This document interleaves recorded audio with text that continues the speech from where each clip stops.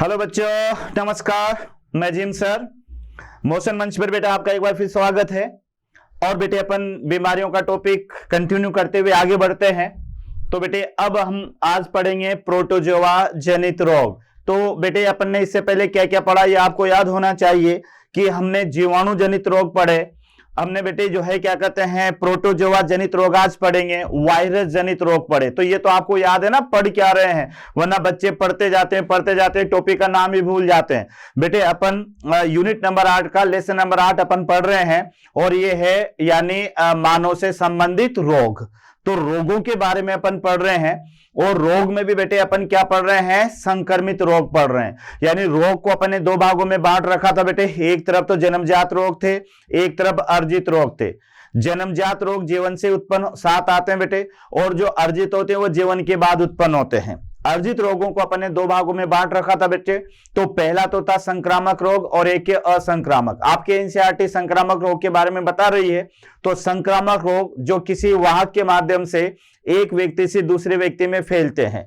अब बेटे ये वाहक किसको लेकर जाएंगे, तो पैथोजन को लेकर जाते हैं। तो ये पैथोजन कौन कौन से होते हैं जिनके माध्यम से रोग, तो पहला रोग था जीवाणु जनित रोग। तो बेटे जीवाणु जनित रोग के नाम याद कर लेना, उनके पैथोजन याद कर लेना। दूसरा था बेटे हमारे पास में प्रीवियस लेक्चर के अंदर वो था वायरस जनित रोग। तो वायरस जनित रोग कौन कौन से हैं, लगभग 9-10 रोग मैंने आपको उसमें बताए, तो वो उनके नाम आपको याद रखना है। आज अपन को पढ़ना है बेटे, तो ये पढ़ना है प्रोटोजोआ जनित रोग। यानी आज का जो हमारा टॉपिक रहेगा ये टॉपिक रहेगा बच्चों यानी प्रोटोजोआ जनित रोग। अब इसका थोड़ा इंट्रोडक्शन में देते बेटे, प्रोटोजोआ क्या होता है। तो प्रोटोजोआ ये दूसरा किंगडम आपको याद रखना है, प्रोटिस्टा। यानी टोटल 5 किंगडम होते बेटे, मोनेरा, प्रोटिस्टा, फंजाई, प्लांटी और एनिमेलिया। तो दूसरा किंगडम जो है प्रोटिस्टा, उसके अंदर बेटे आने वाला एक फाइलम होता है जिसको प्रोटोजोआ फाइलम कहते हैं। तो प्रोटोजोआ संघ के अंदर आने वाले जो सजीव होते हैं उन्हें प्रोटोजोआ बोला जाता है। तो बेटे प्रोटोजोआ जो सजीव होते हैं वो एक कोशिकीय होते हैं। ये थोड़ा सा याद रखना क्योंकि आपको ये जानकारी होना चाहिए बच्चे कि जीवाणु क्या है, वायरस क्या है, प्रोटोजोआ क्या है। उसके बाद में फिर उनसे संबंधित रोग अपन पढ़ेंगे। तो प्रोटोजोआ जो होते हैं ये एक कोशिकीय सजीव होते हैं, लेकिन बेटे ये जो कोशिका होती है ये प्रोक्यूरिटिक होती है। देखो मोनेरा समूह में भी एक कोशिकीय सजीव आते हैं, लेकिन उसमें जो कोशिका होती है वह प्रोक्यूरिटिक होती है। और ये जो प्रोटोजोआ है इसमें भी एक कोशिकीय सजीव आते हैं, लेकिन इसमें जो कोशिका होगी वो यूकेरियोटिक कोशिका होगी। अब बेटे ये यूकेरियोटिक कोशिका क्या होती है, यानी ऐसी कोशिका जिसमें सुविकसित केंद्रक पाया जाता है, ऐसी कोशिका जिसके अंदर 80 प्रकार के राइबोसोम पाए जाते हैं, ऐसी कोशिका जिसके अंदर जो है झिल्लीबद्ध कोशिकांग जैसे माइटोकॉन्ड्रिया है, गोल्जी बॉडी है ना, ईआर है, ये सब पाए जाते हैं। केंद्रक जो होता है उसमें केंद्रक झिल्ली पाई जाती हो, केंद्रिका पाई जाती हो, उसके अलावा बेटे उसके अंदर केंद्रक द्रव्य पाए जाता हो। तो ये जो सुविकसित प्रकार की जो कोशिका होती है उसे यूकेरियोटिक कोशिका कहते हैं। तो प्रोटोजोआ जो सदस्य होते हैं बेटे ये सारे के सारे यूनिसेलुलर होते हैं, ये सारे के सारे एक कोशिकीय होते हैं। और साथ में बेटे ये इसमें ऐसा नहीं है कि सारे के सारे प्रोटोजोआ रोग पैदा करें। इसमें अमीबा भी आपने पढ़ा होगा। तो बेटे अमीबा एक स्वतंत्र जीवी जंतु है, वह कभी रोग पैदा नहीं करता, लेकिन हाँ उसकी प्रजातियां जैसे एंटमीबा स्टोलिटिका है वह अमीबीय पेचिस रोग पैदा करेगी। उसके अलावा बेटे ट्राइकोमोनास बक्केलिस है ना, और भी कई सारे प्रोटोजोआ हैं जिससे कई सारे जो है क्या कहते हैं रोग पैदा होते हैं। तो यहां तक कि मलेरिया, तो मलेरिया जो है वह भी प्रोटोजोआ से होने वाली एक प्रकार की बीमारी है। तो बेटे प्रोटोजोआ क्या है, एक कोशिकीय सजीव हैं, इतना याद करना। यूकेरियोटिक कोशिका के अंदर ये आते हैं और ये भी जो है मानव से संबंधित कई प्रकार की बीमारियां पैदा करते हैं। और अधिकतर जो प्रोटोजोआ से जो बीमारियां होती है बेटे वो दूषित जल और भोजन से होती है। कुछ बीमारियां ऐसी होती है जो वाहक के द्वारा एक व्यक्ति से दूसरे व्यक्ति में फैलती है। तो आइए अपन शुरू करते हैं प्रोटोजोआ जनित रोग। तो बेटे प्रोटोजोआ जनित रोग, और प्रोटोजोआ जनित रोग में सबसे पहले बीमारी है अमीबोइसिस, यानी इसको अमीबीय पेचिस भी कहेंगे या बेटे अमीबीय अतिसार भी इसको कहेंगे। अब देखो नाम से लग रहा है ना अमीबीय पेचिस, तो इंग्लिश में क्या कहोगे, अमीबिएसिस। इंग्लिश में अगर आप याद करना चाहें तो इंग्लिश में बेटे इसका नाम होगा अमीबिएसिस यानी अमीबिए पेचिस। अब देखो बेटे, ये जो बीमारी होती है ये अमीबा से तो होती है, लेकिन अपन जिस सामान्य अमीबा प्रोटियस को पढ़ते हैं उससे नहीं होती। ये बेटे एक परजीवी अमीबा होता है और उस परजीवी अमीबा का नाम है एंट अमीबा हिस्टोलिटिका। तो बेटे यहां पर ये हमारे पास में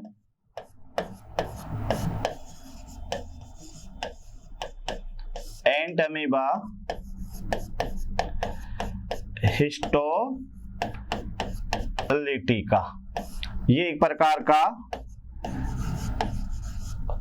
परजीवी अमीबा है। ठीक है, उसके बाद में बेटे याद रखना दूषित जल और भोजन के संक्रमण से ये बीमारी होती है। दूसरा ये बेटे बड़ी आंत में संक्रमण से इसका होता है, और इससे क्या होगा बेटे, मलहरण यानी इसमें कब्ज होता है बेटे। कब्ज होने के साथ ही जो है क्या कहते हैं, कॉन्स्टिपेशन हो जाता है, जिससे एक तरह से जिसको कहते हैं अपन बेटे मल का निष्कासन सही नहीं हो पाता। जब मल का निष्कासन सही नहीं हो पाएगा तो बेटे पेट दर्द शुरू हो जाएगा, और पेट में दर्द होने से उसमें ऐठन युक्त मरोड़ीदार दर्द जिसको अपन कहेंगे वो शुरू हो जाता है। उसके बाद में बेटे मल के साथ में रक्त भी बाहर आता है, क्योंकि ये मैंने आपसे कहा था कि यहाँ बड़ी आंत में जब संक्रमण होगा तो इसमें क्या उत्पन्न हो जाएंगे बेटे, यानी घाव उत्पन्न हो जाते हैं इसके अंदर, यानी यहां पर कोई अल्सर बन जाते हैं, और अल्सर बन जाने के कारण से जो है एक तरह से ब्लड का रिसाव शुरू हो जाता है। तो ये बीमारी थी बेटे यहां पर पहले वाली बीमारी, जिसका नाम है अमीबोइसिस या अमीबिए पेचिस। तो अमीबिए पेचिस बेटे एक अमीबा से होते हैं जिसका नाम है एंट अमीबा हिस्टोलिटिका। यह परजीवी अमीबा है, और ये जो बीमारी है दूषित जल और भोजन से होती है बेटे। और जो भी बीमारियां दूषित जल और भोजन से होती है उसमें आंत प्रभावित होती है। तो इस बीमारी में आंत में घाव उत्पन्न हो जाते हैं, भोजन सही से नहीं किया जाता, शरीर कमजोर होता है, बुखार वगैरह ये भी आना शुरू हो जाता है बेटे, और साथ में इसमें कब्ज हो जाएगी, पेट दर्द होगा, ऐंठन होगा, और मल के साथ में खून भी बाहर आएगा। तो ये बीमारी थी हमारे पास में पहले अमीबोइसिस। दूसरी बीमारी है बेटे, उसका नाम है अफ्रीकन निंद्रा रोग यानी स्लीपिंग सिकनेस डिजीज। ये याद रखना बेटे, अफ्रीकी क्षेत्र में ज्यादा बीमारी होती है ये, और इस कारण से इसको अफ्रीकन निंद्रा रोग कहते हैं। निद्रा रोग क्यों कहते हैं, क्योंकि बेटे इस बीमारी में क्या होता है कि यहां पर नींद ज्यादा आती है, नर्वस सिस्टम ज्यादा प्रभावित होता है, और नींद की अवस्था में ही उस व्यक्ति की मृत्यु भी हो जाती है। तो इस कारण से इसको अफ्रीकन निंद्रा रोग भी कहा जाता है।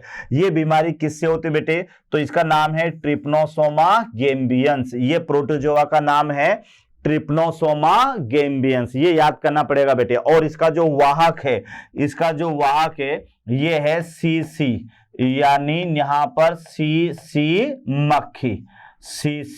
मक्खी है ना। तो ये यहां पर याद रखना बेटे, टी साइलेंट है, सीसी मक्खी, जिसका जूलॉजिकल नेम है ग्लोसिना। ये क्वेश्चन भी कई बार आता है, आपको याद रखना है। तो अफ्रीकन निंद्रा रोग, उसका कोज तो बेटे है ट्रिपनोसोमा गैम्बियंस है, और उसका जो वाहक है वह है सीसी फ्लाई।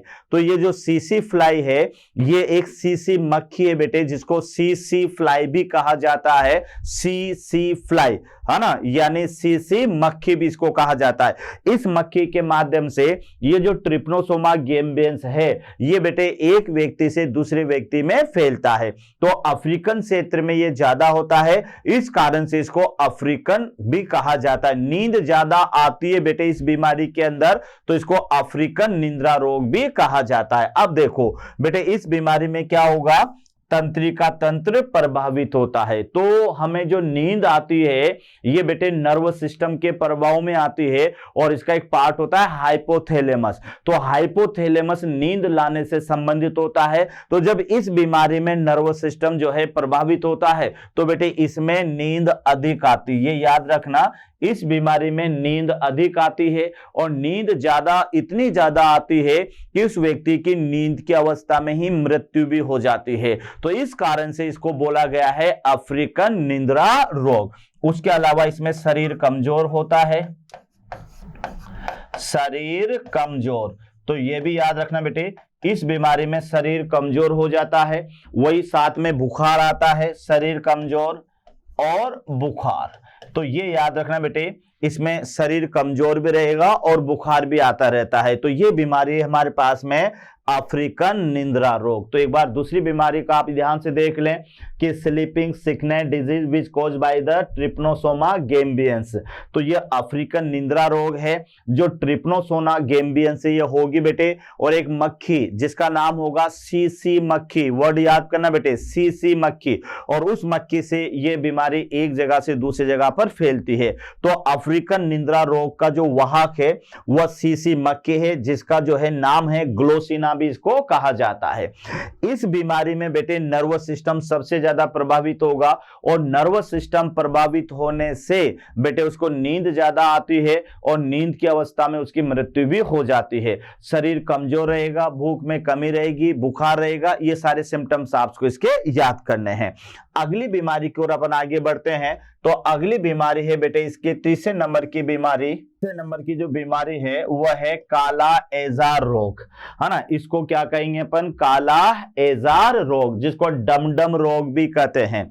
और ये बीमारी होती है लेशमानिया डोनोवानी, ये वर्ड याद करना बेटे, यानी काला एजार ये बीमारी है जिसमें स्किन पर ब्लैक ब्लैक स्पॉट पड़ जाते हैं। इस कारण से इसको काला एजार डिजीज भी कहा जाता है, या इसे डमडम रोग भी कहते हैं। वर्ड याद कर लेना, डमडम रोग भी इसको कहते हैं। ये होती बेटे यानी लेशमानिया डोनोवानी, ये वर्ड याद करना। और इसका जो वाहक है ये वाहक है सैंड फ्लाई, यानी इसको आप कहोगे रेत मक्खी, सैंड फ्लाई, या फिर इसे क्या कहोगे, रेत मक्खी भी इसको कहोगे, जिसका नाम है फिलोबोटेमस, है ना, फिलोबोटेमस। तो ये थोड़ा सा ध्यान रखना, क्योंकि अधिकतर जो क्वेश्चन आया हुआ है ये इनके वाहक पे क्वेश्चन आया हुआ है बच्चों।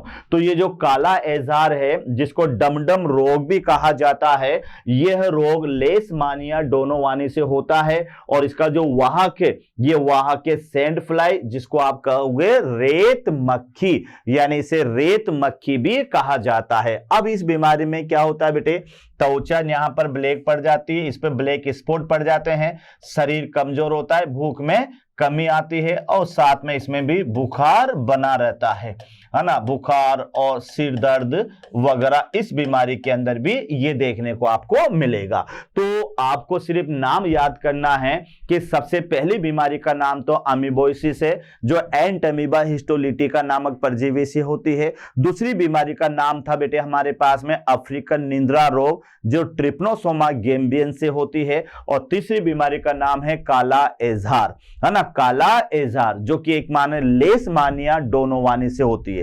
ये दोनों बीमारियों के वाहक पूछे जाते हैं, तो ये विशेष याद कर लेना। एक तो बेटे ध्यान रखना कि जो अफ्रीकन निंद्रा रोग है वह उसका वाहक तो सीसी मक्खी है, ध्यान रखना, सीसी मक्खी। और ये जो काला एजार बीमारी है इसके वाहक का नाम है रेत मक्खी। तो और याद करो या मत करो, इनके वाहक जरूर याद कर लेना, क्योंकि यहां से क्वेश्चन आते हैं। बेटे जो ये काला एजार है इसमें त्वचा एक तो ब्लैक स्पॉट पड़ जाते हैं, साथ में जो बेटे शरीर कमजोर होता है, भूख में कमी होती है, और साथ में जो है बुखार वगैरह ये भी बना रहता है। तो 3 रोग तो आपको ये याद करना है। लेकिन अब जो अपन रोग पढ़ने वाले हैं वो रोग होगा बेटे चौथा रोग, जो बहुत ही इंपॉर्टेंट है, और ये रोग यहां पर है मलेरिया, यानी इसको आप याद रखेंगे मलेरिया। बहुत ही इंपॉर्टेंट है बेटे, क्योंकि मलेरिया जो होता है ये कॉमन जो है आजकल हो ही जाता है बेटे, अगर मच्छर काटते हैं तो ये मलेरिया। अब मलेरिया की कहानी बड़ी रोचक है बेटे, ध्यान रखना कि मल प्लस एरिया, जिसका मतलब होता है गंदी हवा, यानी मलेरिया का जो मतलब होगा यह मतलब होता है बेटे गंदी हवा। अब आप कहोगे कि गंदी हवा क्या है, तो गंदी हवा का मतलब यह है कि जिधर हवा चलती है बेटे उधर मच्छरों का फ्लो ज्यादा होता है, और वह एरिया के व्यक्ति ज्यादा बीमार पड़ते हैं। तो अधिकतर पुराने जमाने में इतनी नॉलेज तो थी नहीं कि मलेरिया क्या है। तो सेकेंड वर्ल्ड वॉर में रूस की जो आधी सेना थी बच्चों वह इस मलेरिया से ही खत्म हो गई, तो याद रखना। तो फिर जो है क्या कहते हैं, सर रोनाल्ड रोस ने है ना, सर रोनाल्ड रॉस ने ये सबसे पहले पता लगाया था बेटे कि मलेरिया जो होता है वो मादा एनाफिलीज के काटने से होता है। उससे पहले फिर मलेरिया की जो है क्या कहते हैं खोज कैसे हुई, इसकी दवा सिंकोनिन की, इसकी भी एक कहानी है बेटे कि वहां पर जावा का एक राजा था वायसराय, उसकी पत्नी थी सिंकोनिन, वो बीमार पड़ गई। अब राजा ने आदेश दे दिया वहां के नीम हकीम को कि भैया या तो दवाई लाके इसको ठीक कर, नहीं तो तुझे सजाए मौत दी जाएगी। अब बेचारा वो जो नीम हकीम था वो बेटे घूमता रहा, जंगल में घूमता रहा, फिर दवाई लाता रहा, देता रहा, ऐसे ये ठीक नहीं हुई। लेकिन एक दिन क्या हुआ, वो एक पेड़ के नीचे सो रहा था, उसमें बेटे वहां पानी भरा हुआ था, तो उस गड्ढे से उसने अपने पात्र में पानी लिया, कुछ पिया, कुछ पानी उसके साथ आ गया। जब वो घर पर दवाई बना रहा था तो उसमें उसने उस पानी को भी डाल दिया। तो क्या देखता है कि चमत्कारिक रूप से बेटे जो है वो उसकी पत्नी थी वो ठीक होने लगी। वो वापस उस गड्ढे के पास गया और वहां जाकर देखा कि एक वृक्ष था, उसकी जड़ें उस पानी में मौजूद थी। तो उसने क्या किया बेटे, उस वृक्ष की जड़ों को निकाला और उसकी छाल को निकाल करके पीस करके उसको घोल उसको पिलाया। तो वो क्या देखता है कि उस वायसराय की पत्नी पूरी की पूरी तरह से ठीक हो गई।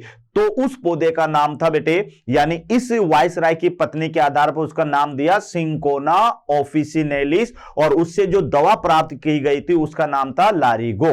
तो लारिगो या क्यूनेन का आपने नाम सुना हो, यह मलेरिया में सबसे प्रभावी औषधि मानी जाती है और अमेरिका के जावा प्रदेश में इसका सबसे ज्यादा उत्पादन होता है। तो इसी वजह से उस जो सिंकोना का पौधा होता है उसको जीसस की साल, ईश्वर की छाल भी कहा जाता है। तो इस तरह से बेटे मलेरिया की जो औषधि उसकी खोज हुई। भारत में मलेरिया के पौधे को एंडरसन सबसे पहले लाया, लेकिन बदकिस्मत से मृत्यु उसकी मलेरिया से हुई। तो बेटे मलेरिया रोग है जो कि तृतीय मलेरिया, चतुर्थ मलेरिया, दैनिक मलेरिया, परनीसियस मलेरिया, यानी अलग अलग टाइप का मलेरिया होता है। कोई एक दिन छोड़ के एक दिन आता है, कोई की 2 दिन छोड़ के आता है, कोई डेली मलेरिया आता है। तो इस तरह से मलेरिया के प्रकार भी अलग अलग होते हैं। बेटे ये जो मलेरिया होता है ये प्रोटोजोआ से होता है जिसका नाम है प्लाज्मोडियम। अब यहां आप थोड़ा सा फोकस कर लेना, कई बच्चों से सीधा क्वेश्चन अपन करते हैं और पूछते हैं कि बताओ भी मलेरिया किससे होता है, तो बच्चे क्या जवाब देते हैं कि मादा एनाफिलीज से होता है। बेटे गलत जवाब है, मलेरिया मादा एनाफिलीज से नहीं होता है, मलेरिया होता है प्लाज्मोडियम से। जैसे कोज पूछ ले आपसे कि कोज क्या है इसका, तो आप क्या मादा एनाफिलीज बताएंगे?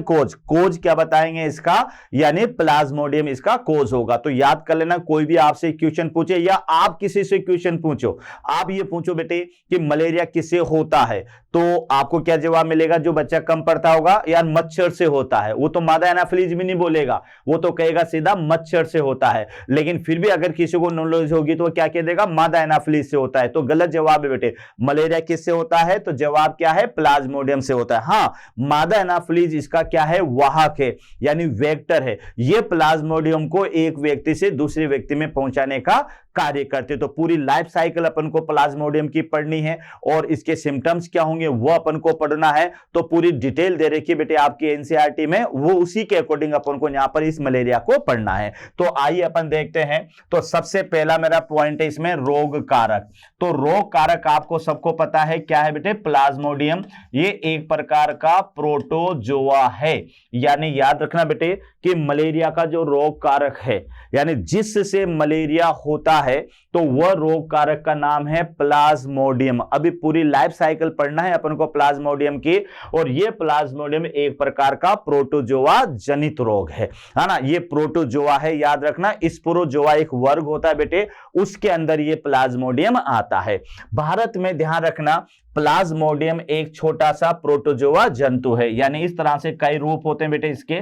तो इसका पहला रूप ये होगा यहां पर जिसको मैं बना रहा हूं, ये स्पोरोजोइट है जिसमें माइटोकॉन्ड्रिया होता है। ये यहां पर इसमें कुछ स्रावी ऑर्गन होते हैं, ये केप होती है, ये इस तरह का ये है स्पोरोजोइट। और ये स्पोरोजोइट जो है ये प्लाज्मोडियम की पहली अवस्था है, क्योंकि कई अवस्थाओं में बदलेगा बेटे, ये कई अवस्थाओं में बदलेगा। तो प्लाज्मोडियम जो होता है, ये इसकी पहली संक्रमणकारी अवस्था जो है मनुष्य के लिए, वह संक्रमणकारी अवस्था है प्लाज्मोडियम की स्पोरोजोइड। तो याद करना बेटे कि मलेरिया का जो कोज है वो कोज कौन है? प्लाज्मोडियम। और प्लाज्मोडियम कौन सा जंतु है? ये प्रोटोजोआ जंतु है, एक कोशिकीय जंतु है जो प्रोटोजोआ संघ में आता है। तो प्लाज्मोडियम एक छोटा सा प्रोटोजोआ जंतु है।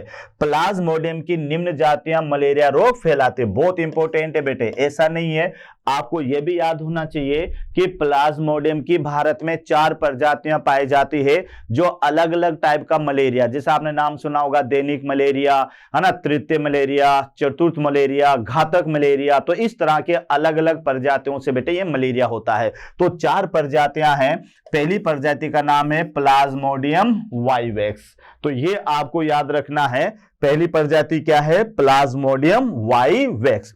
दूसरी प्रजाति बेटे प्लाज्मोडियम मैलेरी, है ना, क्या कहेंगे इसे आप? प्लाज्मोडियम मैलेरी, ये आपको याद रखना है। और तीसरी प्रजाति बेटे ये है प्लाज्मोडियम ओवेल। और सबसे खतरनाक प्रजाति है वह है प्लाज्मोडियम फेल्सीपेरम।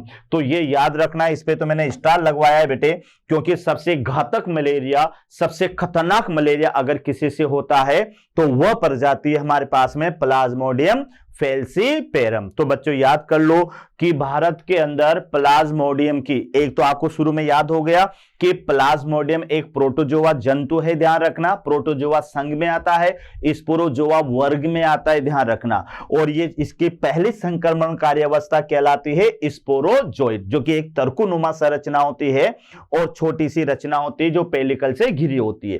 उसके बाद में भारत में प्लाज्मोडियम की 4 प्रजातियां मलेरिया रोग फैलाती है। पहली प्रजाति का नाम है प्लाज्मोडियम वाइवेक्स, अगली प्रजाति बेटे मैलेरी, तीसरी प्रजाति ओवेल और चौथी प्रजाति है प्लाज्मोडियम फेल्सीपेरम। तो ये अलग अलग मलेरिया है, जैसे बेटे ये तृतीय मलेरिया है ना, ये चतुर्थ मलेरिया है, ये दैनिक मलेरिया है और ये जो है घातक मलेरिया, इस तरह से ये रोग पैदा करती है। तो ये याद कर लो कि प्लाज्मोडियम की कितनी जातियां? 4 जातियां। बच्चों याद करना, 4 जातियां मलेरिया रोग करती है। Plasmodium vivax, plasmodium malariae, plasmodium ovale और प्लाज्मोडियम फेल्सीपेरम। लेकिन मैंने आपसे कहा था कि प्लाज्मोडियम फेल्सीपेरम ये बहुत इंपॉर्टेंट है, याद रखना है कि प्लाज्मोडियम फेल्सीपेरम द्वारा सबसे घातक मलेरिया होता है, जिसे मस्तिष्क बुखार या घातक मलेरिया, यानी बेटे इसको मैलिग्नेंट फीवर या फिर इसे पर्नीशियस एनीमिया भी कहा जाता है, मर्नीशियस या मैलिग्नेंट फीवर भी कहा जाता है, है ना। और साथ में इसे ब्रेन फीवर भी आप कह सकते हो, ब्रेन फीवर भी इसे कहा जाता है। तो ये याद रखना बेटे कि प्लाज्मोडियम फेल्सीपेरम सबसे घातक मलेरिया, जिसे मस्तिष्क बुखार या फिर घातक मलेरिया भी इसको आप कहेंगे। जब ये मलेरिया होता है बेटे जिस व्यक्ति में, तो इसमें व्यक्ति पागल हो जाता है ना। कहते हैं ना यार इसको तो दिमाग में बुखार चढ़ गया, तो बेटे दिमाग में बुखार चढ़ गया मतलब उसको घातक मलेरिया हो गया। अगर ये किसी डॉक्टरों को या सरकार को पता लग जाए कि इस गांव में घातक मलेरिया है, तो पूरा का पूरा मेडिकल स्टाफ बेटे वहां पर लगा दिया जाता है, क्योंकि इस बीमारी में व्यक्ति की मृत्यु भी हो सकती है। कई बच्चों के अंदर बेटे दिमाग में बुखार चढ़ जाता है तो वो मर जाते हैं, पागल हो जाते हैं, उठ के भागते हैं बेटे, इलाज में जो है क्या कहते हैं सहयोग नहीं करते हैं। तो ये मलेरिया होता है घातक मलेरिया। और इस मलेरिया में जो पेशाब होता है वो काला बाहर जाता है, तो इसको ब्लैक फीवर भी कहा जाता है। ध्यान रखना बेटे, काला बुखार भी कहा जाता है इसे, क्योंकि इसमें जो यूरिन होता है ना, ये यूरिन जो है क्या कहते हैं काला आता है, क्योंकि इसकी जो हीमोग्लोबिन कणिकाएं होती है वो काले रंग की होती है, याद रखना। तो इसे काला बुखार भी कहेंगे, इसे मस्तिष्क बुखार भी कहेंगे, इसे घातक बुखार भी कहेंगे, इसे पर्नीशियस एनीमिया हो जाता है बेटे इस बीमारी के अंदर। तो बहुत ही घातक बीमारी है, व्यक्ति पागल भी हो जाता है और साथ में जो है इलाज में सहयोग भी नहीं करता। तो बेटे सबसे खतरनाक मलेरिया अगर किससे होता है तो वह उसका रोग कारक है प्लाज्मोडियम फेल्सीपेरम।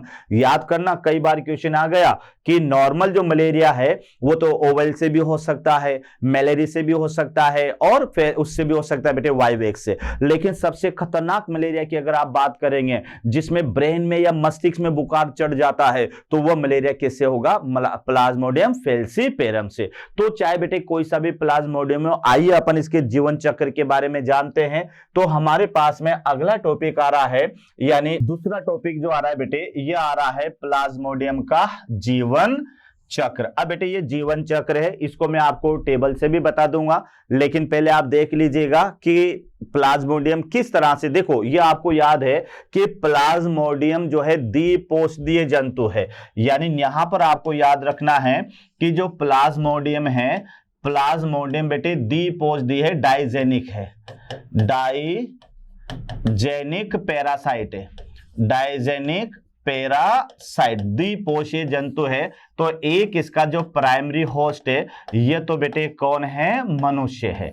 और इसका जो सेकेंडरी होस्ट है ये कौन है? तो ये है मादा एनाफेलिस, मादा एनाफेलिस मॉस्क्यूटो। तो ये यानी इसको कहोगे द्विपोषदीय, द्विपोषदीय जंतु। तो ये याद रखना बेटे, जिसको कहोगे डाइजेनिक पैरासाइट, यानी जो प्लाज्मोडियम होता है ये द्विपोषदीय जंतु होता है बेटे। ये अपना जीवन चक्र दो पोषदों में पूरा करता है। इसका प्राइमरी पोषक जो होता है वो तो मनुष्य होता है, और इसका द्वितीय पोषक जो होता है वह मादा एनाफ्लीज होती है। आइए अपन देखते हैं बेटे। तो शुरुआत यहां से करते हैं, शुरुआत यहां से करते हैं। तो यहां पर आप देखिएगा कि यहां बेटे ये मादा एनाफ्लीज है, इसने यहां पर सबसे पहले व्यक्ति को बाइट किया। तो बाइट करने के साथ ही इसके स्पोरोजोइट बेटे कहां जाएंगे? ब्लड में। ठीक है, तो ये ब्लड में लगभग कितने बेटे? आधे यानी 30 मिनट रहेंगे, यानी लगभग हाफ एन आवर यहां पर रहेंगे। फिर यहां से ये इंटर कर जाएंगे, ये छोटे छोटे जो नजर आ रहे हैं बेटे ये है स्पोरोजोइट, ये इंटर कर जाएंगे किस सेल में? यानी लीवर सेल में। तो ये स्पोरोजोइट कहां पर आ गया? ये लीवर सेल में आ गया। ठीक है ना। तो ये है बेटे हिपेटोसाइट सेल, इसको बोलेंगे हिपेटोसाइट सेल यानी लीवर सेल। लीवर सेल में बेटे ये यहां पर भोजन ग्रहण करेगा, और भोजन ग्रहण करके थोड़ा सा आकार में बड़ा हो जाएगा, जिसको कहोगे साइजोंट। और साइजोंट में फिर यहां पर क्या होगा बेटे? या न्या होगा विभाजन। ये याद हो तो कर लेना, नहीं तो आगे मैं बताऊंगा इसे बेटे। और न्या विभाजन होने के साथ ही यहां पर ये छोटे छोटे पार्टिकल्स बनेंगे, जिन्हें कहोगे मीरोजोइट, मीरोजोइट। क्लियर। अब ये मीरोजोइट जो होते हैं बेटे ये संक्रमण करेंगे किसमें? आरबीसी के अंदर, है ना। ये ध्यान रखना। तो आरबीसी ये है इरिथ्रोसाइट, ये जो यहां लिखा हुआ बेटे ये है आरबीसी, ये आरबीसी ध्यान रखना। और ये इसके अंदर संक्रमण करेंगे। तो संक्रमण करने के साथ ही पहले ये आकार में बड़े हो जाएंगे, जिसे आप क्या कहोगे? जिसे कहोगे ट्रोफोजोइट, ट्रोफोजोइट। ट्रोफोजोइट आगे चलकर बेटे इसमें विभाजन होगा। तो पहले तो ये भी आकार में बड़ा होगा, जिसको साइजोंट कहेंगे। और साइजोंट में फिर बेटे यहां पर ये विभाजन होगा और छोटी छोटी रचनाएं बनेगी, जिन्हें आप कहोगे माइक्रोस्पोरोजोइट। यानी यहां पर बेटे ये जो बने इन्हें आप कह सकते हो माइक्रो मेटा क्रिप्टोजोइट या माइक्रो मेटा क्रिप्टोजोइट। और ये माइक्रोमेटा क्रिप्टोजोइट वापस आरबीसी को संक्रमित करेंगे, और वापस आरबीसी को संक्रमित करके ये तो फर्स्ट नंबर पर है, और ये सेकंड नंबर पर बेटे फिर ये यहां पर बनाएंगे गैमेटोसाइट, गैमेटोसाइट। एक बार और देख ले कि बेटे मच्छर ने किसी व्यक्ति को काटा, बाइट किया, और ब्लड में उसने किसको डाल दिया? स्पोरोजोइट को। ये यहां पर याद रखना, ये स्पोरोजोइट आधे घंटे तक तो बेटे ये ब्लड में रहेंगे। आधे घंटे के बाद में ये जो स्पोरोजोइट है ये किस में प्रवेश कर जाएंगे? यानी लीवर सेल में। लीवर सेल में ये भोजन ग्रहण करेंगे और आकार में बड़े हो जाएंगे, जिसे कहेंगे साइजोन। साइजोन में बेटे साइजोगनी होगी, यानी बहुविभाजन होगा, जिसको साइजोगनी भी आप यहां कह सकते हो, साइजोगनी, है ना, जिसको बहुविभाजन भी कहते हैं। और बहुविभाजन से बेटे यहां पर ये कई सारे जो है रचनाएं बनेगी जिनको आप कह सकते हो मीरोजोइट यानी क्रिप्टोजोइट, या फिर ये जो साई जॉइंट है ना बेटे, इसे आप क्रिप्टोजोइट भी बोल सकते हो, क्रिप्टोजोइट। और क्रिप्टोजोइट भी यहां पर बन जाएंगे क्रिप्टोमीरोजोइट। अब ये जो क्रिप्टोजोइट है ये बेटे संक्रमित करेंगे आरबीसी को, और आरबीसी में पहले यहां पर जो है ये बड़ा हो जाएगा, यानी यहां पर ये फूड ग्रहण करेगा, इसके हीमोग्लोबिन वगैरह को ये भोजन के रूप में ग्रहण करेगा और आकार में बड़ा हो जाएगा, जिसको कहेंगे ट्रोफोजोइट। ट्रोफोजोइट बेटे इसमें भी यहां पर ट्रोफोजोइट वाली जो सारी की सारी रचना है ये कहलाएगी यहां पर साइजोंट। ये साइजोंट है, साइजोंट में भी वही अब क्या होगा बेटे, विभाजन होगा, और विभाजन होते ही कई सारी छोटी छोटी रचनाएं बनेगी जिसे माइक्रोमेटा क्रिप्टोमीरोजोइट यहां पर आप कहेंगे। अब ये मीरोजोइट वापस फर्दर आरबीसी को संक्रमित करेंगे और फिर ये यहां पर क्या बनाएंगे, गेमिटोसाइट। बेटे गेमिटोसाइट यहां पर दो तरह के होंगे, एक तो यहां पर ये तो मेल होगा, ध्यान रखना, नर युग्मक, जिसको कहोगे माइक्रो यानी माइक्रोगेमिटोसाइट, ये वाला तो कहलाएगा बेटे माइक्रोगेमिटोसाइट, और ये फीमेल वाला होगा तो ये कहलाएगा यहां पर मैक्रोगेमिटोसाइट। अब ये जो माइक्रोगेमिटोसाइट है फिर बेटे यहां पर ये मॉस्क्यूटो फिर बाइट करेगा। अब ये किसको बाइट करेगा, संक्रमित व्यक्ति को। ये फिर यहां पर देखो मॉस्क्यूटो आ गया, लेकिन ये व्यक्ति कौन सा है, ये व्यक्ति है संक्रमित, है ना, जिसके ब्लड में क्या प्रेजेंट है, ये दोनों माइक्रो और मैक्रो गेमिटोसाइट है। तो जैसे बेटे दूसरी बार, पहली बार तो यहां पर आया था और इसने बाइट किया था स्वस्थ व्यक्ति को, ये यहां पर ये है स्वस्थ व्यक्ति, ये ध्यान रखना बेटे, ये स्वस्थ व्यक्ति है, और ये कौन सा व्यक्ति है, संक्रमित व्यक्ति है, जिसके ब्लड में माइक्रो और मैक्रो गेमिटोसाइट प्रेजेंट है। उसके बाद में बेटे ये मॉस्क्यूटो में जैसे माइक्रो मैक्रो गेम, अब ये किसके अंदर आ गए, तो यहां पर बेटे ये किसके अंदर है, ये मॉस्क्यूटो के अंदर है। अब ये जो साइकिल चल रहा है ये मॉस्क्यूटो के अंदर है बेटे, ध्यान रखना। तो ये मच्छर के अंदर अब ये साइकिल चल रहा है, ध्यान रखना बेटे, यहां से यहां तक ये और ये कौन है यहां पर, ये है मनुष्य। तो इधर की जो साइकिल है वो तो बेटे मनुष्य के अंदर है। अब मनुष्य में भी यहां से यहां तक तो बेटे ये लीवर में है, यहां से यहां तक ये तो यकृत में है या लीवर में है, और बेटे ये यहां से यहां तक जो साइकिल चल रही है आरबीसी के अंदर है। तो मनुष्य में दो जगह ये अपना जीवन चक्र चलाता है, एक तो लीवर के अंदर चलाता है और एक आरबीसी के अंदर भी चलाता है, ठीक है। उसके बाद में बेटे अब मच्छर के अंदर ये दोनों गेमेटोसाइट आ गए, ये गेमेटोसाइट तो आ गए बेटे, तो एक गेमेटोसाइट तो ये तो नर वाला है और ये वाला जो गेमेटोसाइट है ये मादा वाला है, ठीक है। अब इनमें होगा बेटे यानी जो है शुक्र जनन और अंड जनन, तो ये वाला जो शुक्राणु है ये तो स्पर्म बनाएगा, ये वाला ओवम बनाएगा, इन दोनों में बेटे फर्टिलाइजेशन होगा, और फर्टिलाइजेशन से यहां पर सबसे पहले क्या बनेगा, ये बनेगा जाइगोट। जाइगोट थोड़ा सा लंबा हो जाएगा, उसको आप क्या कहोगे, उकाइनीट, उसको आप बोलोगे उकाइनीट।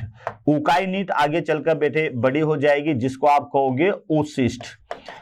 अब इसमें ऊसिस्ट में विभाजन होगा, और विभाजन से बेटे फिर वापस यहां पर ये कई सारी रचनाएं बन जाएगी जिन्हें आप कहोगे स्पोरोजोइट। हालांकि यहां तो बेटे इस तरह से बताया गया है, इसकी लाइफ साइकिल में भी आगे डिटेल से बताऊंगा, लेकिन पहले डायग्राम में देख लेना बेटे। यानी यहां पर मच्छर ने काटा, ध्यान से एक बार फिर समझ लो कि सबसे पहले इस स्वस्थ व्यक्ति को इस मादा एनाफ्लीज ने बाइट किया, और ये मादा एनाफ्लीज की लार में क्या प्रेजेंट थे, स्पोरोजोइट यानी प्लाज्मोडियम प्रेजेंट थे।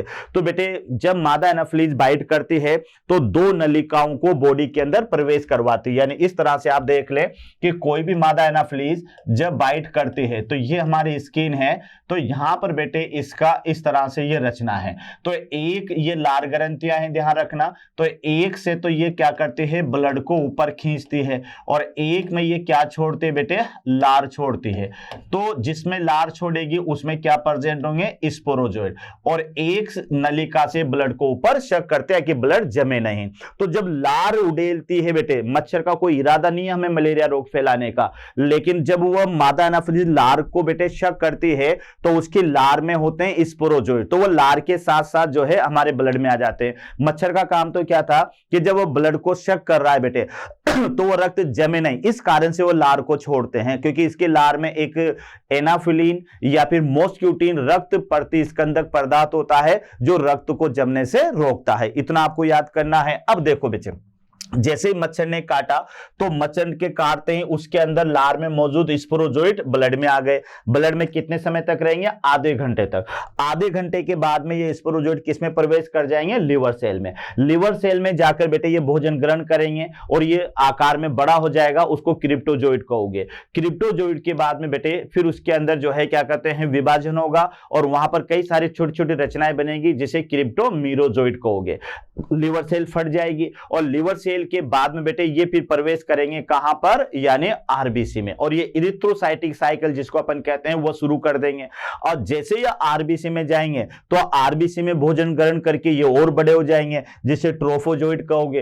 ट्रोफोजोइट बेटे जो है क्या कहते हैं, ये साइजोइड भी कहलाता है। फिर इसके अंदर विभाजन होता है और कई सारे माइक्रोमेटा या मैक्रोमेटा क्रिप्टोमीरोजोइट बनते हैं। यहां तक क्लियर? फिर बेटे ये फट जाएंगे और फटने के साथ ही जो है क्या कहते हैं, फर्दर फिर आरबीसी पर अटैक कर, दोबारा फिर आरबीसी पर जाएंगे और आरबीसी में जाकर अब ये क्या करेंगे? गेमेटोसाइट का निर्माण करेंगे। तो आरबीसी में दो तरह के गेमेटोसाइट बनेंगे, एक छोटा बनेगा जिसको माइक्रो गेमेटोसाइट कहोगे और एक बड़ा बनेगा जिसे मैक्रो गेमेटोसाइट कहोगे। ये दोनों गेमेटोसाइट वाली अवस्था तक का जो जीवन चक्र है, ये चक्र है बेटे मनुष्य के अंदर। यहां तक क्लियर? अब ये दोनों गेमेटोसाइट मौजूद हैं किसके अंदर? मनुष्य के अंदर। अब कोई मादा एनाफ्लिज जिसके अंदर कोई प्लाज्मोडियम नहीं है, अब इस संक्रमित व्यक्ति को बाइट करेगी तो बेटे उस मादा एनाफ्लिज के अंदर क्या चले जाएंगे? ये दोनों गेमेटोसाइट उसके अंदर चले जाएंगे। अब यहां पर क्या होता है कि मनुष्य के रक्त की सारी अवस्थाएं तो मादा एनाफ्लिज पचा जाती है, लेकिन बेटे ध्यान रखिएगा कि जो है क्या कहते हैं, ये जो गेमेटोसाइट है माइक्रो और मैक्रो, ये मादा एनाफ्लिज इन्हें नहीं पचा पाती। तो जैसे बेटे ये मादा एनाफ्लिज के अंदर जाते हैं तो वहां पर बेटे इसमें युग्मक जनन होता है। शुक्र जनन के माध्यम से तो शुक्राणु बन जाते हैं और अंड जनन के माध्यम से बेटे अंडाणु बन जाते हैं। तो जो माइक्रो गेमेटोसाइट होता है वो तो शुक्राणु बनाता है और जो मैक्रो गेमेटोसाइट होता है वो अंडाणु बनाता है। मच्छर के आमाशय में बेटे दोनों का निषेचन होता है, दोनों आपस में मिलते हैं तो एक द्विगुणित रचना बनती है यानी जाइगोट। तो ये जाइगोट कहां बना बेटे? ये बन गया मच्छर के अंदर। अब जाइगोट गोलाकार रचना होती है ना, और ये आमाशय की भित्ति में होता है बेटे, ये गुहा में नहीं होता, ध्यान रखना। फिर जैसे ही ये जाइगोट थोड़ी लंबी रचना हो जाते उसे उकाइनीट कहते हैं और उकाइनीट बेटे आगे चलकर फिर गोल हो जाते हैं जिसे स्पोरोसिस्ट कहेंगे, है ना, ऊसिस्ट कहेंगे। ऊसिस्ट में फिर विभाजन होता है तो स्पोरोजोइट बन जाते हैं और ये स्पोरोजोइट मच्छर की लार ग्रंथियों में इकट्ठे हो जाते हैं। अब ये जो मादा एनाफ्लिज है, अब ये किसी दूसरे स्वस्थ व्यक्ति को काटेगी तो उसके लार में मौजूद ये जो स्पोरोजोइट है ये उस स्वस्थ व्यक्ति के अंदर चले जाएंगे। फिर उसके अंदर भी बेटे वही लिवर में जाएंगे, वही आरबीसी में जाएंगे, फिर वही गेमेटोसाइट बनेंगे, फिर ये मच्छर, इस तरह से ये जीवन चक्र चलता रहता है। अब आपके दिमाग में एक बात आ रही होगी बेटे कि मनुष्य में ही पूरा क्यों हो गया, क्यों नहीं हुआ, मादा एनाफ्लिज की क्या जरूरत पड़ी? तो याद रखना कि बेटे मनुष्य है गर्म रुधिर वाला जंतु और मादा एनाफ्लिज है ठंडे रुधिर वाले जंतु। तो स्पोरोजोइट में युग्मक जनन के लिए कम तापमान की आवश्यकता होती है। वर्ड याद करना क्योंकि क्वेश्चन ये बनेगा बेटे, या आप भी क्वेश्चन पूछ सकते हो कि ये जो प्लाज्मोडियम का जीवन चक्र है ये मनुष्य में ही पूरा क्यों नहीं हुआ, इसको मादा एनाफ्लिज की जरूरत क्यों पड़ी? तो याद रखना मनुष्य में तापमान ज्यादा होता है बेटे क्योंकि गर्म रुधिर वाले जंतु में आता है ये स्तनधारी, और उधर मादा एनाफ्लिज का तापमान कम होता है। प्लाज्मोडियम के जीवन चक्र के लिए बेटे कम तापमान की आवश्यकता होती है। तो युग्मक जनन जो होगा इसमें, तो युग्मक जनन के लिए कम तापमान की आवश्यकता होगी, ज्यादा तापमान पर इसमें शुक्राणु या अंडाणु नहीं बनेंगे, ये याद रखना। तो फिर इस कारण से इसको द्वितीय पोषक के रूप में मादा एनाफ्लिज का उपयोग करना पड़ता है। तो ये तो बेटे डायग्राम से मैंने समझाया। अब आप इसको दूसरे तरीके से भी समझ सकते हैं। दूसरे तरीके से आप समझ सकते हैं कि जैसे यहां पर बेटे है स्पोरोजोइट, तो आप ये देख लीजिएगा कि सबसे पहले ये यहां पर मच्छर है, ये यहां पर मादा एनाफ्लिज है। तो मच्छर है बेटे, इसने क्या किया, मनुष्य को बाइट किया और बाइट करने के साथ ही इसने स्पोरोजोइट को, ये मादा एनाफ्लिज है और इसके स्पोरोजोइट जो है ये वाले, तो ये किस में इंटर कर गए, लिवर सेल में। और ये लिवर सेल किसके बेटे, ये मनुष्य की, ये ध्यान रखना। तो ये ध्यान रखिएगा कि जो स्पोरोजोइट है ये मनुष्य के लिए क्या है, प्रथम संक्रमणकारी अवस्था। ये क्वेश्चन आता है बेटे, याद रख लेना कि जो स्पोरोजोइट होता है, जैसे मच्छर मनुष्य को बाइट करेगा तो वह वह अपनी लार ग्रंथियों से सबसे पहले मनुष्य के रक्त में क्या छोड़ेगा? तो जवाब याद कर लेना, स्पोरोजोइट। तो स्पोरोजोइट बेटे मनुष्य में प्रथम संक्रमणकारी अवस्था है प्लाज्मोडियम की। फर्स्ट क्वेश्चन आप ध्यान देना, यानी प्लाज्मोडियम की प्रथम संक्रमणकारी जो अवस्था है वह है स्पोरोजोइट। अब ये स्पोरोजोइट बेटे तर्कुनुमा संरचना होती है, इस तरह से ये स्पोरोजोइट है, ये तर्कुनुमा संरचना होती है, छोटी रचना होती है। अब ये मनुष्य में आ गया बेटे कहां पर? लीवर सेल में। लीवर सेल में आने के साथ ये भोजन ग्रहण करेगा और भोजन ग्रहण करके यह आकार में थोड़ा सा बड़ा हो जाएगा, तो इसे आप क्या कहोगे? क्रिप्टोजोइट कहोगे। ध्यान रखना बेटे, इसको क्या कहोगे? क्रिप्टोजोइट। अब क्रिप्टोजोइट में बहुविभाजन होगा। विभाजन का माने कैसा होगा बेटे? बहुविभाजन, मल्टीपल फिशन होगा, जिसमें एक केंद्रक से कई सारे केंद्रक बनेंगे और मल्टीपल फिजन से बेटे यहां पर बनते हैं क्रिप्टोमीरोजोइट। तो यहां आप देख लें कि इस तरह से इसमें ये कई सारी रचनाएं बनेगी, इस रचनाओं को कहोगे क्रिप्टोमीरोजोइट। कुछ समय बाद में बेटे ये लीवर सेल यहां से फट जाती है और ये क्रिप्टोमीरोजोइट मुक्त होकर और ये प्रवेश कर जाएंगे किसके अंदर? आरबीसी के अंदर। तो यहां से यहां तक का जो पार्ट था, तो ये पार्ट तो बेटे किसके अंदर होगा? यानी यहां से यहां तक आप देखेंगे ये वाला, तो ये वाला पार्ट बेटे किसके अंदर होता है? लीवर सेल में। तो इसको कहते हैं प्री पेटेंट पीरियड। अगर याद हो तो कर लेना, नहीं तो कोई बात नहीं है ना। तो आप देख लो, स्पोरोजोइट ने लीवर सेल में प्रवेश किया, लीवर सेल में जाकर भोजन ग्रहण किया, आकार में बड़ा हो गया। पहले कैसा था बेटे? देख लो, स्पोरोजोइट तर्कुनुमा था, अब कैसा हो गया? ये है बेटे यहां पर, ये परजीवी है, ध्यान रखना। ये तो लीवर सेल है और ये मैंने गोला बनाया, ये परजीवी है, तो ये गोल हो गया जिसे क्रिप्टोजोइट का।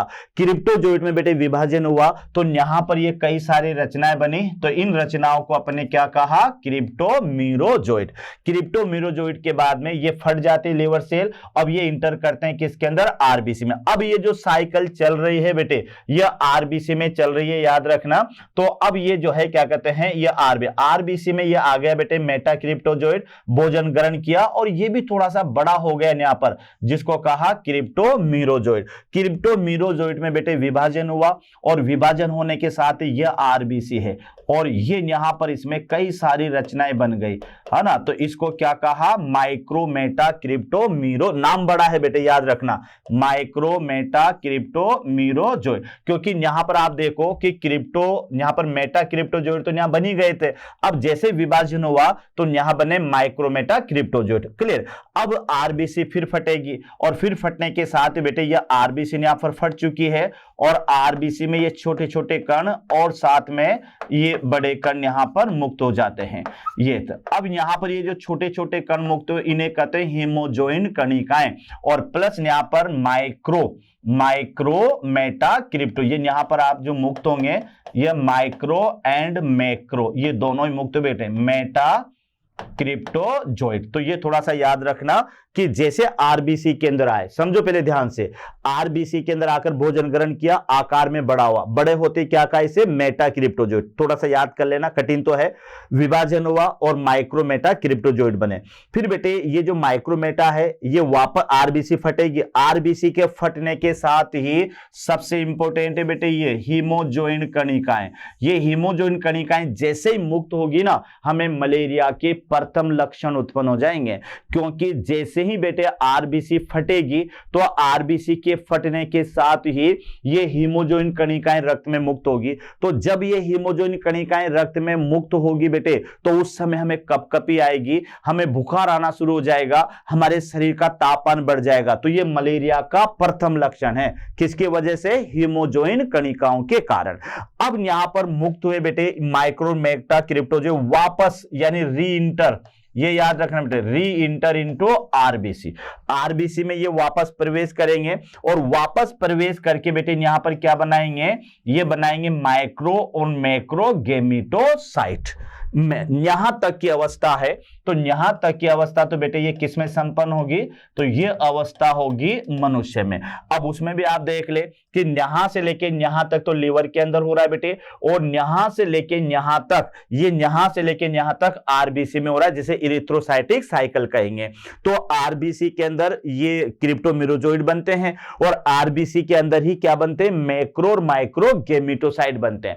अब यहां से ये बेटे मच्छर फिर बाइट करेगा, यानी मच्छर में प्रथम संक्रमण, और प्रथम संक्रमण कौन होगा, गेमेटोसाइट। तो यहां पर मच्छर फिर बाइट करेगा, किसको बाइट करेगा, संक्रमित व्यक्ति को, ये याद रखना। यानी मच्छर फिर संक्रमित व्यक्ति को बाइट करेगा, और मच्छर के अंदर क्या आ जाएंगे, यानी माइक्रो और मैक्रो गेमेटोसाइट। तो प्रथम संक्रमण किसमें होगा, फीमेल एनाफिलीज में, यानी ये फर्दर बाइट करेगी बेटे, यानी दोबारा किसी संक्रमित व्यक्ति को, संक्रमित व्यक्ति को काटती है, ये याद रखना। जिसकी वजह से क्या होगा बेटे कि ये गेमेटोसाइट किस में आ जाएंगे, फीमेल एनाफिलीज में।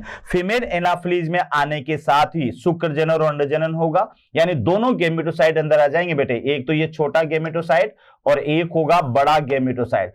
छोटे गेमेटोसाइट में शुक्रजनन होगा, और यहां पर क्या बनेंगे, यहां बनेंगे शुक्राणु, इसमें शुक्राणु बनेंगे। बड़े गेमेटोसाइट में बेटे क्या होगा, यानी अंडजनन होगा, और यहां पर क्या बनेंगे, यानी अंडाणु। तो शुक्राणु अंडाणु दोनों बन चुके हैं।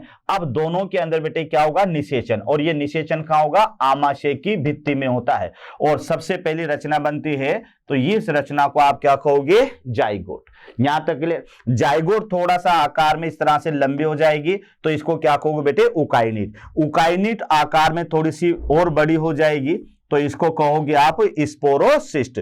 स्पोरोसिस्ट में बेटे यहां पर कई सारे विभाजन होते हैं, और ये बड़ा हो जाता है, जिसको स्पोरोंट कहते हैं। और स्पोरोंट में फिर इस तरह से विभाजन होता है, और ये यहां पर कई सारे स्पोरोजोइट यहां पर बन जाते हैं। ये फटता है, और इसकी लार ग्रंथियां इस तरह से मच्छर की, तो यहां पर आकर भी इस तरह से ये स्पोरोजोइट इसकी लार ग्रंथियों में स्टोरेज हो जाते हैं। तो जीवन चक्र तो बहुत लंबा है बेटे, क्योंकि कई बच्चों को तो ये जीवन चक्र याद करते करते बिना मच्छर के काटे मलेरिया हो जाता है। तो ये ज्यादा आपको अंदर जाने की जरूरत नहीं है। आपको जो मैं पॉइंट अभी बताऊंगा वो पॉइंट याद कर लेना। ये तो बेटे अगर नेट की तैयारी करे तो उस समय याद करने की कोशिश करना, लेकिन ये याद करना आपकी एनसीईआरटी में दे रखा है ये, तो ये आपको याद करना ही है। अगर याद कर लें तो बहुत अच्छी बात है, नहीं याद करे तो बेटे आप खुश रहो। तो इस तरह से आप देखिएगा कि ये जीवन चक्र है। वैसे भी बेटे मैंने ज्यादा कोई डिटेल नहीं बताया, अगर मैं डिटेल बताता ना तो 10 पेज में ये पूरा होता। तो यहाँ सिर्फ आपको इतना याद करना है कि सबसे पहले सपोज करो मैं हूं बेटे, है ना। अब यहां पर मैं स्वस्थ व्यक्ति हूं, अब कोई मादा एनाफिलीज मुझे आकर बाइट कर रही है, ये ध्यान रखना, जो किसी दूसरे संक्रमित व्यक्ति को काट कर आई है। तो जो मुझे बाइट किया तो सबसे पहले मेरे अंदर क्या छोड़ा उसने, स्पोरोजोइट को छोड़ा। ये स्पोरोजोइट आधे घंटे तक तो मेरे ब्लड में रहेगा, आधे घंटे बाद ये लिवर सेल में चला जाएगा। लिवर सेल में जाकर बेटे वहां से ये भोजन ग्रहण करेगा, आकार में बड़ा हो जाएगा। तो बड़ा होते क्या कहोगे, उसे क्रिप्टोजोइट कहोगे। फिर उसमें विभाजन होगा बेटे, कई सारे छोटे छोटे कण बनेंगे जिन्हें क्रिप्टोमिरोजोइट कहोगे। यहां पर दे रखा है क्रिप्टोमिरोजोइट। यहां तक तो बेटे ये लिवर में चलेगा ये साइकिल, फिर ये लिवर सेल फट जाएगी क्योंकि कई सारे क्रिप्टोजोइट बनेंगे। लिवर सेल फटते ही बेटे ये जो क्रिप्टोमिरोजोइट होते हैं वो किसमें चले जाएंगे, आरबीसी के अंदर। आरबीसी के अंदर जाकर बेटे ये भोजन ग्रहण करेंगे, बड़े हो जाएंगे, जिन्हें ट्रोफोजोइट कहेंगे। उसके बाद में इसमें विभाजन होगा, और विभाजन होने के साथ ही बेटे यहां बनेंगे माइक्रो मेटा क्रिप्टोजोइट और माइक्रो मेटा क्रिप्टोजोइट, ये बन गए। फिर आरबीसी फटेगी बेटे।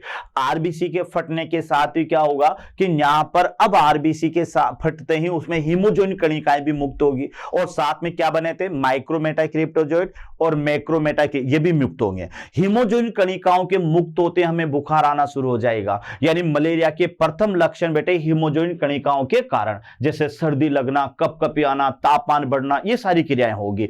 अब यहां पर वापस क्या मुक्त हो गए, माइक्रो और मैक्रो क्रिप्टोमिरोजोइट बेटे ये फिर आरबीसी में जाएंगे, और आरबीसी में जाकर वहां पर ये गेमेटोसाइट बनाएंगे। जैसे माइक्रो वाला होगा तो माइक्रो गेमेटोसाइट बनाएगा, मैक्रो क्रिप्टोमिरोजोइट हुआ तो मैक्रो गेमेटोसाइट बनाएगा। यहां तक का जीवन चक्र तो ये मनुष्य में पूरा करेगा। लेकिन अब क्या है बेटे, इस प्लाज्मोडियम में युग्मक जनन होना है, तो उसके लिए इसको न्यूनतम तापमान की जरूरत पड़ेगी, मनुष्य में युग्मक जनन नहीं हो पाएगा। तो फिर अब इसको किसी से ठंडे रुधिर वाले जंतु की आवश्यकता होती है और यह आवश्यकता पूरी करती है मादा एनाफिलीज। अब बाय द वे मान लो मुझे संक्रमण बुखार आ गया बेटे, मेरे अंदर गेमेटोसाइट भी बन चुके हैं, अब कोई मादा एनाफिलीज मुझे फिर वापस बाइट करेगी, वापस बाइट करने के साथ ही क्या होगा बेटे, उसकी लार के अंदर ये चले जाएंगे क्या, माइक्रो और मैक्रो गेमेटोसाइट, वहां जाते उसके आमाशय में बेटे वही युग्मक जनन होगा। तो माइक्रो वाला तो बेटे शुक्र जनन द्वारा शुक्राणु बनाएगा और मैक्रो गेमेटोसाइट जो है वो अंड जनन के द्वारा अंडाणु बनाएगा। अब दोनों बन गए, शुक्राणु भी बन गया, अंडाणु भी बन गया, दोनों में बेटे निषेचन होगा और ये निषेचन कहां होगा, मच्छर के आमाशय में। वर्ड याद करना, ये कोई अंडवाहिनी में या गर्भाशय में या वेजाइना में नहीं होगा, ये निषेचन होगा आमाशय में। जैसे आमाशय में निषेचन होगा बेटे तो जायगोट बनेगा, तो ये जायगोट यहां पर बन चुका है। जायगोट गोलाकार होता है बेटे, ध्यान रखना, और ये गोलाकार रचना आगे चलकर लंबी रचना में बदल जाती है जिसे उकाइनीट कहते हैं। ये चल अवस्था है, ध्यान रखना, प्लाज्मोडियम की चल अवस्था ये है बेटे उकाइनीट, ये याद रखना, ये कौन सी अवस्था, इसकी चल अवस्था है, ये उकाइनीट। और फिर ये उकाइनीट आगे चलकर फिर ये गोल हो जाती है तो उसे आप कहोगे स्पोरोसिस्ट। स्पोरोसिस्ट थोड़ी सी बड़ी हो जाती है तो उसे कहोगे स्पोरोंट, ये ध्यान रखना। उकाइनीट बदली बेले किसमें, स्पोरोसिस्ट में।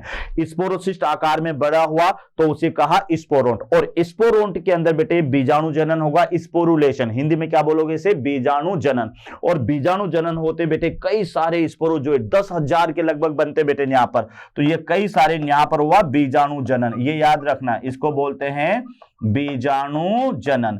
और बीजाणु जनन होते यहां पर कई सारे स्पोरोजोइड यहां पर बन जाते हैं और ये स्पोरोड फटने के साथ ही ये यहां पर फट जाता है बेटे, और ये फटने के साथ ही सारे के सारे स्पोरोजोइड ये इसकी किस ग्रंथियों में इकट्ठे हो जाते हैं, लार ग्रंथियों में। तो इस तरह से इसका जीवन चक्र है जिसको आप 1 बाय 1 पढ़ सकते हैं यहां पर। तो पहला पॉइंट देखो बेटे, यहां देखिएगा, ये मेरा पहला पॉइंट है, ये है प्लाज्मोडियम। तो सबसे पहले मैंने क्या कहा था कि प्लाज्मोडियम यानी स्पोरोजोइड के रूप में मनुष्य के शरीर में प्रवेश करता है। तो ये याद रखना, मनुष्य के लिए प्रथम संक्रमणकारी अवस्था, ये पॉइंट लिखा हुआ है बच्चों, याद कर लेना कि प्लाज्मोडियम स्पोरोजोइड के रूप में मनुष्य के शरीर में प्रवेश करता है। अतः स्पोरोजोइड मनुष्य के लिए मलेरिया की प्रथम संक्रमणकारी अवस्था है। तो यह आपको याद रखना है, प्रथम संक्रमणकारी अवस्था, यानी प्लाज्मोडियम की जो प्रथम संक्रमणकारी अवस्था है वह है बेटे स्पोरोजोइड। उसके बाद में क्या हुआ, संक्रमण के आधे घंटे बाद स्पोरोजोइड रक्त से कहां चला जाता है, यकृत कोशिका में चले जाते हैं। यह भी याद करना, कितने घंटे बाद, आधे घंटे बाद। क्यों चले जाते हैं, तो ये याद रखना, किससे बचने के कारण, डब्ल्यूबीसी से बचने के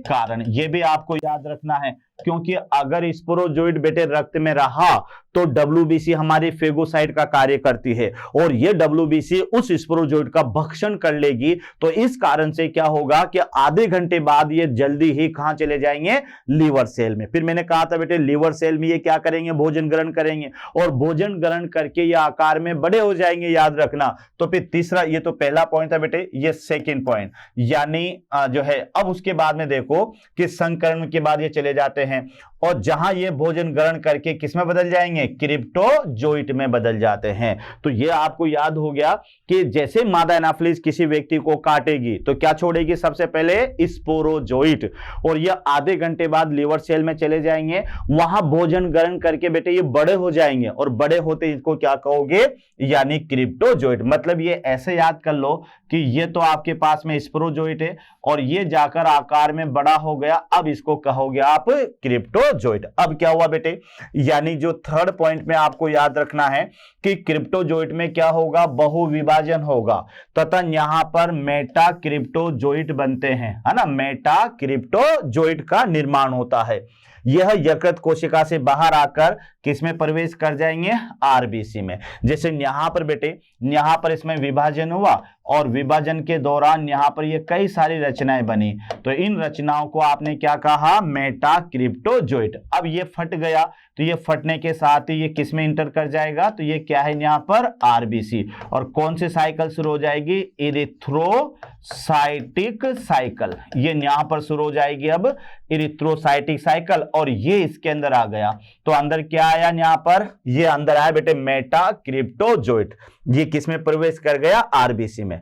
अब आरबीसी में क्या होगा बेटे, यानी मेटाक्रिप्टोजोइट में विभाजन होता है तथा यहाँ पर माइक्रो एंड मैक्रो मेटा क्रिप्टोमीरोजोइट का निर्माण होता है। यानी यहां पर आप देख लें बेटे कि इसके अंदर यहां पर ये आरबीसी है, आरबीसी के अंदर ये कुछ छोटे बनेंगे, कुछ बड़े बनेंगे, कुछ छोटे बनेंगे, कुछ बड़े बनेंगे, ठीक है। ये रचनाओं का यहां पर निर्माण होता है, तो ये यहां पर बन जाते हैं। तो ये छोटे वाली रचनाओं को तो क्या कहोगे, माइक्रो मेटा क्रिप्टोमीरोजो, और बड़े वाले को क्या कहोगे, मैक्रो मेटा क्रिप्टोमीरोजोइट। तो ये वर्ड थोड़ा सा याद कर लेना कि आरबीसी में किसने प्रवेश किया, मेटा क्रिप्टोजोइट ने। मेटा क्रिप्टोजोइट में बेटे विभाजन हुआ, यहां पर ये विभाजन हो गया, देखो आप ध्यान से।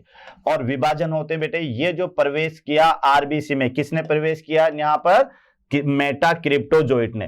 और फिर बेटे विभाजन हुआ तो जो छोटे बने उसका नाम तो है माइक्रो मेटा क्रिप्टोमीरोजोइट, और जो बड़े बने उसका नाम है मैक्रो मेटा। यहां तक क्लियर। आगे आप देखिएगा, आगे देखो बेटा, अब आरबीसी क्या होती है, फट जाती है, जिससे रक्त में विषैला पदार्थ हीमोजोइन कणिकाएं, ये ध्यान रख बेटे, हीमोजोइन कणिकाएं मुक्त होती है, जिससे मलेरिया के प्रथम लक्षण उत्पन्न होते हैं, जैसे सर्दी लगना, कपकपी आना और शरीर तापमान बढ़ना। ये बहुत इंपॉर्टेंट है बेटे। तो ये इंपॉर्टेंट कैसे हैं कि जैसे आरबीसी फटेगी तो आरबीसी के फटने के साथ ही बेटे वहां पर ये जैसा आरबीसी, यहां तक आरबीसी बन चुकी थी ना बच्चों कि ये हमारे पास में ये छोटी रचना है, ये छोटी रचना है और कुछ इसमें बड़ी रचनाएं भी है। अब ये आरबीसी यहां पर बरस्ट हो गई, तो बरस्ट होने के साथ ही आरबीसी में ये छोटे छोटे कण, उसके बाद में बेटे ये छोटी रचनाएं होगी, ये छोटे, और कुछ इसमें ये बड़ी रचनाएं भी होगी। तो ये रचनाएं तो क्या कहलाएगी, हीमोजोइन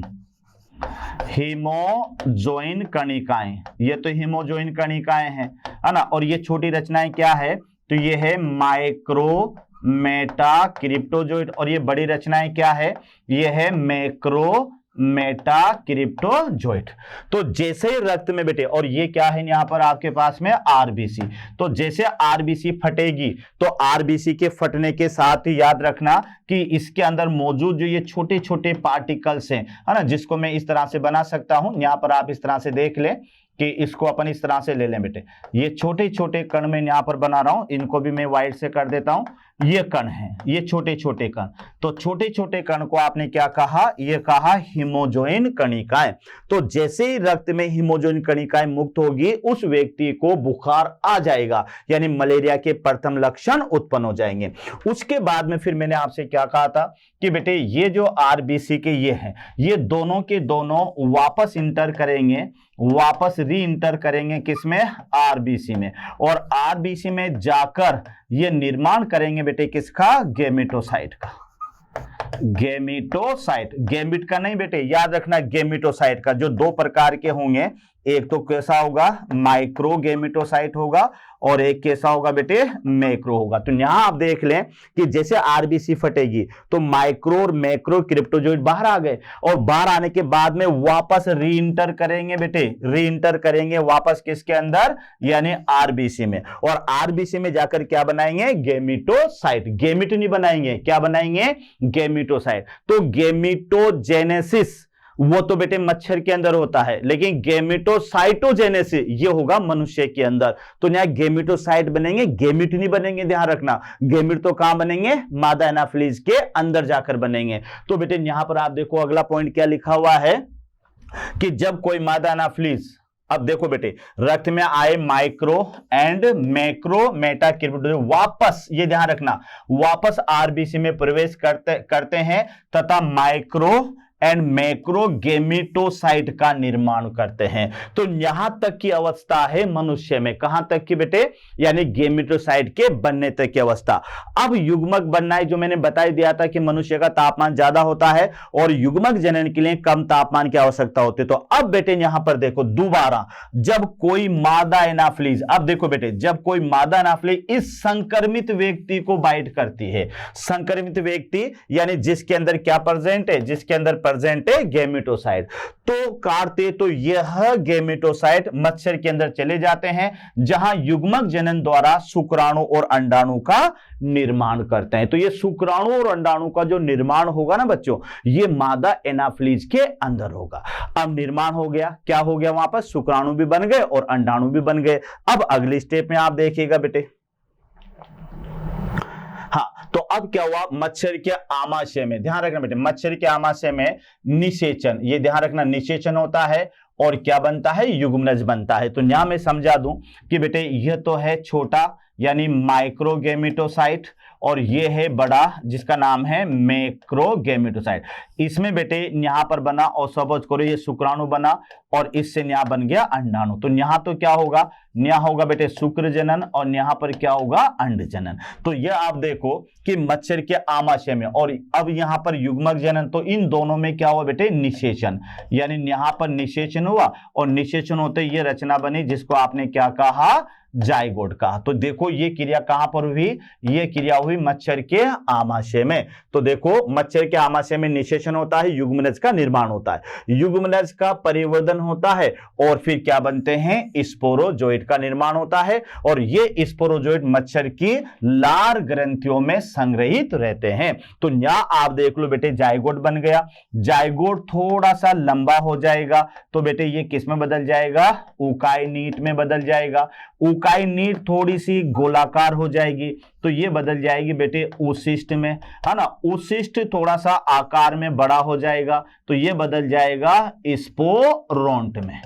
अब स्पोरोंट में ये बदल गया तो बेटे यहां पर इसमें विभाजन होगा और विभाजन के दौरान, वो भी कौन सा विभाजन होगा, बीजाणु जनन, ये याद रखना, इसमें विभाजन होगा बीजाणु जनन। और इस तरह से बेटे ये कई सारे यहां पर छोटे छोटे बीजाणु बन जाएंगे और इन बीजाणुओं को आप क्या बोलोगे, इनको कहोगे स्पोरोजोइट और ये यहां से मुक्त होकर चले जाएंगे लार ग्रंथियों में। तो ये मादा एनाफिलीज के अंदर जीवन चक्र है कि शुक्राणु बन गया, अंडाणु बन गया, दोनों में निषेचन हुआ तो जाइगोट बन गया, जाइगोट थोड़ा लंबा हुआ, उकाइनीट बन गया, उकाइनीट गोल हुई, उशिष्ट बन गई, उशिष्ट थोड़ी बड़ी हुई, स्पोरोंट बन गया, स्पोरोंट के अंदर बेटे बीजाणु जनन होगा जिसको आप कहोगे यानी free nuclear division, free nuclear FND, free nuclear division होगा और उसके माध्यम से यहाँ कई सारे ये बनेंगे जिनको आप क्या कहोगे, यानी स्पोरोजोइट, ये स्पोरो, और ये स्पोरोजोइट फिर मच्छर की लार ग्रंथियों में जाकर संग्रहित हो जाते हैं। तो यहां पर आप देख लें कि बेटे ये लार ग्रंथियों में जाकर संग्रहित हो जाते हैं। अब यहां दे रखा है कि प्लाज्मोडियम द्विपोषीय जंतु है, यह अपना जीवन चक्र 2 परपोषियों में पूरा करता है। तो बेटे पहला परपोषी है मनुष्य, यह प्रथम पोषद है और प्लाज्मोडियम का इसमें अलैंगिक चक्र होता है और ये ध्यान रखना 2 जगह पर होता है, एक तो आरबीसी के, सॉरी पहले तो लीवर याद कर लेना बेटे, पहले तो लीवर के अंदर होता है और एक कहां पर होता है, आरबीसी में। लीवर के अंदर होता है बेटे उसको प्री पेटेंट पीरियड कहते हैं या प्री इरिथ्रोसाइटिक साइकिल कहते हैं और जो आरबीसी में होता है उसे इरिथ्रोसाइटिक साइकिल कहते हैं। और मादा एनाफिलीज के अंदर बेटे इसका जो है द्वितीय या वाहक पोषद है और यहां पर इसका कौन सा जनन होगा, लैंगिक जनन, क्योंकि यहां पर इसमें क्या होता है, यहां होता है बेटे निषेचन, निषेचन, तो निषेचन होता है मादा एनाफिलीज के अंदर, इस कारण से मादा एनाफिलीज के अंदर इसका लैंगिक चक्र पूरा होता है। तो देख लो प्लाज्मोडियम द्विपोषीय जंतु है और द्विपोषीय जंतु में प्रथम पोषद मनुष्य है बेटे और द्वितीय पोषद जो है वह मादा एनाफिलीज है जिसे द्वितीय पोषद भी कहते हैं या वाहक पोषद भी कहते हैं। तो यह आपको याद रखना है। अन्य बीमारियां जो है वह है बेटे प्रोटोजोआ से पायरिया। तो ये एंटमीबा जिंजीवेलिस या ट्राइकोमोनास बक्केलिस, ये प्रोटोजोआ है जिससे होने वाली बीमारी है कौन सी? पायरिया। तो पायरिया में बेटे बदबू आती है, मसूड़ों से खून बाहर आता है ना, और मुंह से बदबू आती है, इसको पायरिया रोग कहते हैं। ये भी प्रोटोजोआ से होने वाली है। दूसरी बीमारी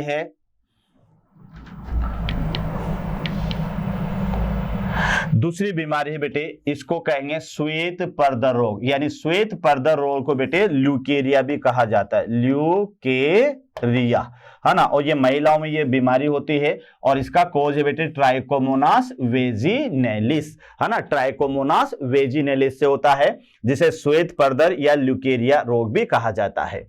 तीसरी बीमारी है डायरिया, अतिसार जिसको कहेंगे, ये भी आंत वाली बीमारी बेटे, और ये होती है जियार्डियाना इंटेस्टाइनल। इसमें भी लूज मोशन होते हैं बेटे, दस्त पतली आ जाती है, ध्यान रखना, और आंत्र में संक्रमण होता है।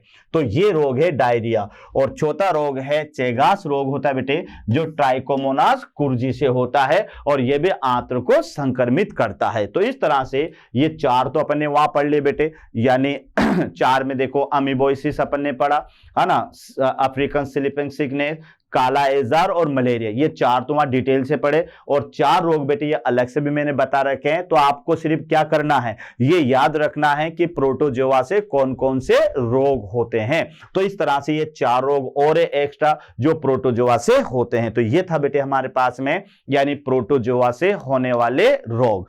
तो बेटे ध्यान से पढ़ना, अच्छी तरह से पढ़ना, तब जाके बेटे ये याद होगा। खास तौर से मलेरिया पे थोड़ा सा फोकस करना, क्योंकि आपके एनसीईआरटी के अंदर मलेरिया को डिटेल से दे रखा है, इसी वजह से बेटे मैंने डिटेल से पढ़ाया है। वरना तो जो है क्या कहते हैं, इतना जो है, और वो भी याद करना बेटे, कोई ज्यादा डिटेल नहीं ली मैंने। अगर मैं डिटेल से पढ़ाता तो हो सकता है बेटे बिना मच्छर के काटे आपको ठंड लगना शुरू हो जाती। क्यों? क्योंकि बहुत डिटेल होती बेटे इसकी। लेकिन जितना पढ़ाया है थोड़ा समझ के याद कर लेना, तो आपके नीट में भी ये बेटे काम आएगा। और इसी के साथ में मोशन मंच की ओर से आपको फिर धन्यवाद। Thank you very much.